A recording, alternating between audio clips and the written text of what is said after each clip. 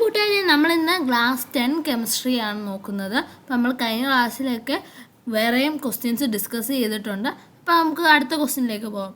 Copper exhibits different oxidation states Y.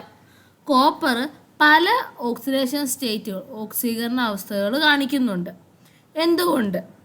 അതുപോലെ തന്നെ most of compounds of the transition elements are coloured. മിക്ക സംക്രമണ മൂലകങ്ങൾ, ട്രാൻസിഷൻ എലമെൻറ്റ്സും കളേർഡാണ്. എന്തുകൊണ്ട്? ഈ കോപ്പർ ഒരു ട്രാൻസിഷൻ എലമെൻ്റ് ആണ്, ഒരു സംക്രമണ മൂലകമാണെന്ന് അറിയാമല്ലോ. അപ്പോൾ ഇതിൻ്റെ ആൻസർ നമുക്ക് നോക്കാം. When S and P block elements take part in chemical reaction, എസ്സിലെയും പിയിലെയും മൂലകങ്ങൾ രാസപ്രവർത്തനത്തിൽ ഏർപ്പെടുമ്പോൾ the electrons in the outermost shell are involved. ഇലക്ട്രോണുകൾ ബാഹ്യതമ ഷെല്ലിൽ, ഔട്ടർമോസ്റ്റ് ഷെല്ലിലുള്ള ഇലക്ട്രോണുകളാണ് പങ്കെടുക്കുന്നത്. എന്തിന്? കെമിക്കൽ റിയാക്ഷനിൽ. ഏതിൽ? എസ്സിലെയും പി ബ്ലോക്ക് എലമെൻസിലെയും, എസ്സിലെയും പി ബ്ലോക്കിലെ മൂലകങ്ങളിൽ. But in the case of transition elements, പക്ഷേ ട്രാൻസിഷൻ എലമെൻസിൻ്റെ കേസിൽ, സംക്രമണ മൂലകങ്ങളുടെ കേസിൽ, the difference in energy between the outermost S sub shell and the penultimate D sub shell is very small. പക്ഷേ ഔട്ടർമോസ്റ്റ് എസ് സബ് ഷെൽ, ബാഹ്യതമ ഷെല്ലിൽ ഇരിക്കുന്ന S sub ഷെല്ലും അതുപോലെ തന്നെ പെനൾട്ടിമേറ്റ് ഡി സബ് ഷെല്ലും തമ്മിലുള്ള എനർജി ഡിഫറൻസ് വളരെ ചെറുതാണ്. Hence under suitable condition the electrons in D sub shell also take part in chemical reaction. അതുകൊണ്ട് suitable കണ്ടീഷനിൽ ഇലക്ട്രോൺസ് എന്ത് ചെയ്യും? ഡി സബ് ഷെല്ലിലുള്ളതും കെമിക്കൽ റിയാക്ഷനിൽ പങ്കെടുക്കും. അങ്ങനെ ട്രാൻസിഷൻ എലമെൻറ്റ്സ് പല വ്യത്യസ്തമായ ഓക്സിഡേഷൻ സ്റ്റേറ്റ് കാണിക്കുന്നു. ഇപ്പോൾ എന്താണ്? എസും ബി എന്നീ ബ്ലോക്കിലെ മൂലകങ്ങൾ രാസപ്രവർത്തനത്തിൽ ഏർപ്പെടുമ്പോൾ ബാഹ്യതമ ഷെല്ലിൽ, ഔട്ടർമോസ്റ്റ് ഷെല്ലിലെ ഇലക്ട്രോണാണ് പങ്കെടുക്കുന്നത്. എന്നാൽ സംക്രമണ മൂലകങ്ങളുടെ ട്രാൻസിഷൻ എലമെൻറ്റ്സിലെ ബാഹ്യ ഷെല്ലിലെ എസ് സബ് ഷെല്ലിൻ്റെയും ഔട്ടർമോസ്റ്റ് എസ് സബ് ഷെല്ലിൻ്റെയും തൊട്ടടുത്തുള്ള ആന്തരിക ഷെല്ലിലെ ഡി സബ് ഷെല്ലിൻ്റെയും ഊർജ്ജങ്ങൾ, പെനൾട്ടിമേറ്റ് ഡി സബ് ഷെല്ലിലെയും എനർജി ഡിഫറൻസ്, ഊർജ്ജങ്ങൾ തമ്മിൽ വലിയ വ്യത്യാസമില്ല. അതിനാൽ അനുയോജ്യമായ സാഹചര്യത്തിൽ, hence suitable condition, D sub ഷെല്ലിലെ ഇലക്ട്രോണുകൾ കൂടി രാസപ്രവർത്തനത്തിൽ പങ്കെടുക്കും. അതുകൊണ്ട് ഡി സബ് ഷെല്ലിലെ ഇലക്ട്രോൺസ് എന്തിന് പങ്കെടുക്കും?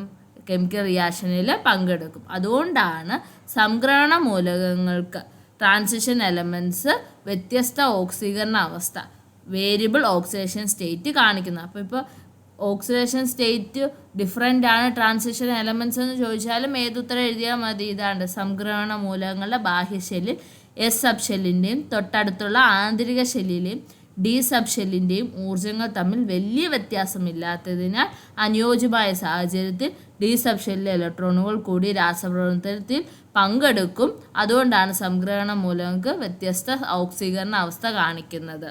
അല്ലെങ്കിൽ ഈ ഓക്സീകരണ അവസ്ഥ വ്യത്യസ്തമാണെന്ന് പറഞ്ഞുകൊണ്ട് ഏതെങ്കിലും ഒരു എലമെൻറ്റ്, സംക്രമണ മൂലകങ്ങൾ ഏതെങ്കിലും തന്നിട്ട്, ട്രാൻസിഷൻ എലമെൻറ്റ് തന്നിട്ടായാലും ഈ ഉത്തരം എഴുതി വെച്ചാൽ മതിയാകും.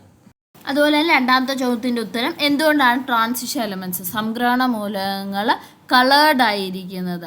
അവർ മിക്കവരും നിറമുള്ളവയാണ്. കാരണം അവയിലെ സംക്രമണ മൂലകങ്ങളുടെ അയോണുകളുടെ സാന്നിധ്യമാണ് നിറത്തിന് കാരണം. എന്താണ്? സംക്രമണ മൂലകങ്ങളുടെ അയോണുകളുടെ സാന്നിധ്യമാണ് നിറത്തിന് കാരണം.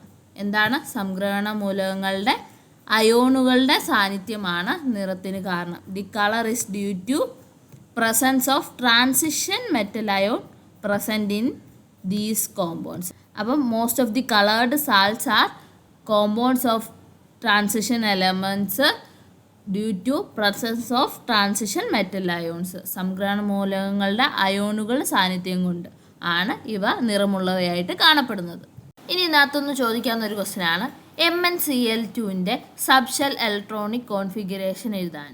അതിൽ Mnൻ്റെ ഓക്സിഡേഷൻ സ്റ്റേറ്റ് കണ്ടുപിടിച്ചിട്ട് വേണം നമ്മൾ MnCl2ലുള്ള Mnൻ്റെ subshell electronic configuration, subshell electronic വിന്യാസം എഴുതാൻ. ഇപ്പോൾ MnCl2 എന്ന് വരുമ്പോൾ Mൻ്റെ ചാർജ് നമുക്കറിയത്തില്ല, Clൻ്റെ നമുക്ക് ചാർജ് അറിയാം. എന്താണ്? -1 ആണ്. ഇവിടെ എത്ര Cl ഉണ്ട്? 2 ഉണ്ട്. അപ്പം -1 × 2. Mn അറിയാത്തതുകൊണ്ട് അതിനെ എക്സ് എന്ന് വിളിക്കുന്നു. അപ്പോൾ എങ്ങനെ വരും? x പ്ലസ് -1 × 2 -2 = 0 എന്ന് വരും. 0. അപ്പോൾ എക്സ് ഈക്വൽ -2 അപ്പുറത്ത് പോകുമ്പോൾ +2 ആവും. അപ്പോൾ ഓക്സിഡേഷൻ സ്റ്റേറ്റ് MnCl2ലെ Mnൻ്റെ ഓക്സിഡേഷൻ സ്റ്റേറ്റ് ഓക്സിജൻ്റെ അവസ്ഥ എന്ന് പറയുന്നത് +2 ആണ്. അപ്പോൾ ആദ്യം നമ്മൾ Mnൻ്റെ സബ്ഷെൽ ഇലക്ട്രോണിക് കോൺഫിഗറേഷൻ എഴുതണം. നോർമലായിട്ടുള്ളത് എങ്ങനെയാണ്? 1s2 2s2 25 atomic number, 2p6 3s2 3p6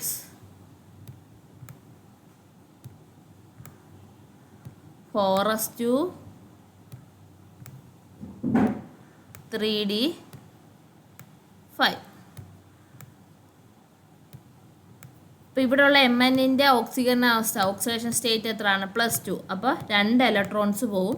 2 electrons ആദ്യം എവിടെ നിന്നാണ് പോകുന്നത്?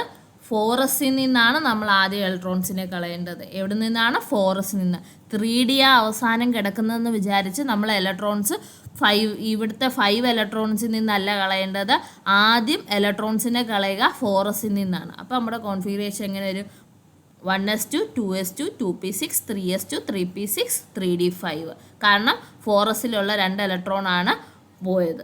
അങ്ങനെയാണ് സബ്ഷെൽ ഇലക്ട്രോണിക് കോൺഫിഗറേഷൻ ചെയ്ത്. ഇനി MnO2ൻ്റെ കണ്ടുപിടിച്ച് വെച്ചിട്ടുണ്ട്. +4 ആണ് MnO2ലുള്ള Mnൻ്റെ ഓക്സിജൻ്റെ അവസ്ഥ അല്ലെങ്കിൽ ഓക്സിഡേഷൻ സ്റ്റേറ്റ് +4 ആണ്. അപ്പോൾ ഇലക്ട്രോൺസ് ആദ്യം 2 ഇലക്ട്രോൺസ് എവിടെ നിന്ന് പോകും? 4s നിന്ന് 2 ഇലക്ട്രോൺസ് പോകും. ഇനി ബാക്കി എത്ര ഇലക്ട്രോൺസ് പോകാനുണ്ട്? 2 ഇലക്ട്രോൺസ് പോകാനുണ്ട്. അത് എവിടെ നിന്ന് പോകും? പിന്നീടാണ് 3d കയറുന്നത്. അപ്പോൾ ബാക്കി 3d3 എന്നാകും. അപ്പോൾ 1s2 2s2 2p6 3s2 3p6 3d3 എന്ന് വരും. 3d 2 ഇലക്ട്രോൺ പോയി. അപ്പോൾ 3d3. അപ്പോൾ ഈ കേസിൽ ആലോചിക്കുക, ആദ്യം 4s നിന്ന് ഇലക്ട്രോൺ കളഞ്ഞിട്ടേ നമ്മൾ 3dയിലേക്ക് കയറാവൂ. 3d അവസാനം എഴുതിയിരിക്കുന്നതെന്ന് വിചാരിച്ച് നമ്മൾ 3dയിലുള്ള ഇലക്ട്രോൺ ആദ്യം കളയരുത്. ആദ്യം 4sലുള്ള ഇലക്ട്രോൺ കളഞ്ഞിട്ട് ശേഷം മാത്രമേ ബാക്കി ഇലക്ട്രോൺസ് 3d നിന്ന് മാറ്റി സബ്ഷെൽ ഇലക്ട്രോണിക് കോൺഫിഗറേഷൻ എഴുതാവൂ. അപ്പോൾ ഇത്രയാണ് നമ്മൾ ഈ ക്ലാസ്സിൽ നോക്കുന്നത്. താങ്ക്